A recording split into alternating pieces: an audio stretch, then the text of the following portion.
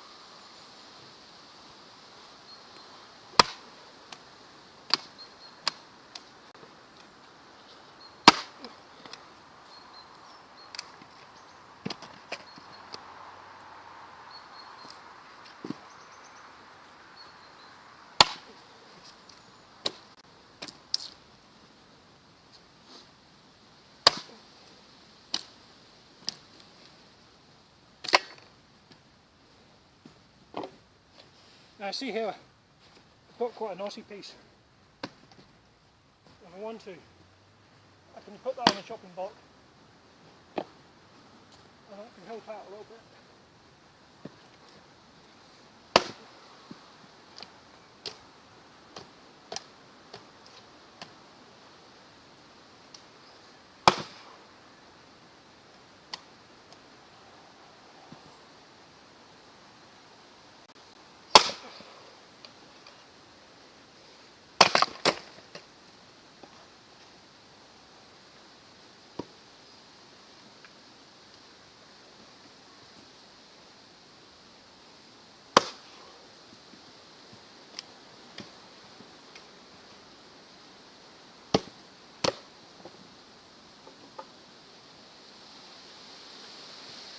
So I could save bits like that for the splitter if I had one, but I'm not going to bother with that.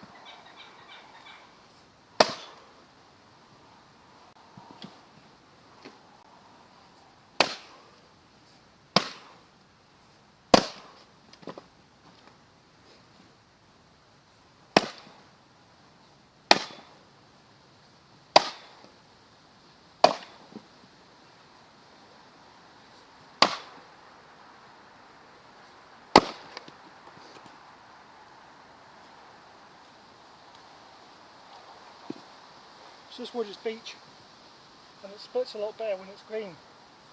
If I leave this to dry, it's like concrete. So that's a fair amount split. I can go straight in the trailer. I'm not going to be accumulating wood. It dries out and becomes harder to split. If you leave this stuff to dry, it becomes like concrete and you make more work for yourself. So it's not much to it really. It's a bit of reading the wood and choosing where to hit so it's most effective. But yeah, I'm not lifting anything heavy now, and it's pretty much ready to go on the fire after seasoning.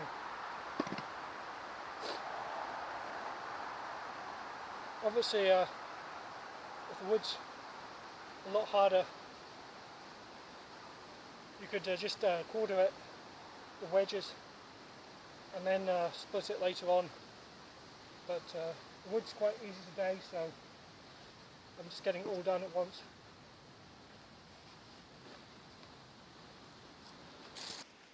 Anyway, I'm really liking this axe. I think it's the absolute perfect chainsaw axe.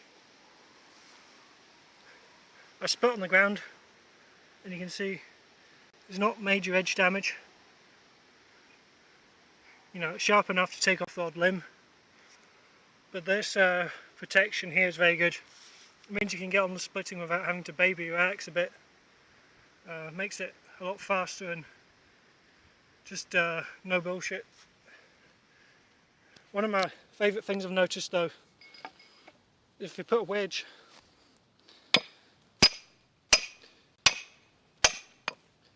down into the crack, so let's say you're trying to saw in there or whatever, if I had a maul I couldn't drive it any further, but the shape of this axe is perfect, so I can still keep driving it well beyond where I'd normally be able to hit. So that's a good design. As you can see, the pole's not getting any damage. It's actually designed for wedges. So yeah, this is actually becoming one of my favourite tools. What a shocker.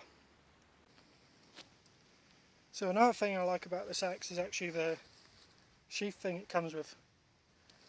Now it looks like plastic junk when you first look at it, but I've discovered it's actually fairly well thought out and fairly handy. One of the problems with carrying your chainsaw and fuel and all the rest of it is then it's hard to carry an axe. So if I grip this handle, you can see there's not much space left in my hand, and I've got pretty large hands. So when you're trying to carry other things as well, it becomes a much more difficult. Whereas because of this thin handle on this, it's much more comfortable to grip, and you can actually carry a fairly large amount with one hand. So it means that you're not struggling to carry your kit into the forest and doing lots of trips back and forth. So it's pretty neat actually. You know, it's really comfortable with a fuel can or something along that line. But yeah, no regrets buying this whatsoever.